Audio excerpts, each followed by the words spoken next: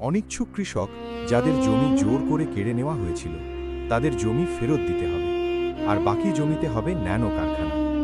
সিঙ্গুর আন্দোলনের মূল দাবি এটাই ছিল। প্রাক্তন রাজ্যপাল গোপালকৃষ্ণ গান্ধীর উপস্থিতিতে রাজভবনের বৈঠকে সব পক্ষই এই সিদ্ধান্ত মেনে নিয়েছিল। কিন্তু পরে বেঁকে বসে সিপিএমের জোরদাররা। তাদের সাফ কথা, অনিচ্ছুক কৃষকদের জমি ফেরত নয়, কারখানা হলে পুরো জমিতেই হবে, না হলে হবে না।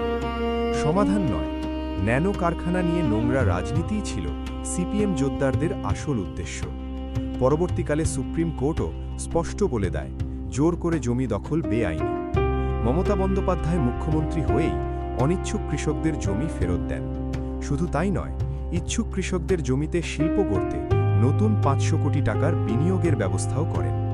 সিঙ্গুরে গড়ে উঠতে চলেছে বৃহৎ ওয়্যারহাউস। জমি লুটের রাজনীতি আর মানুষের পক্ষে দাঁড়ানো রাজনীতির মধ্যে এটাই পার্থক্য।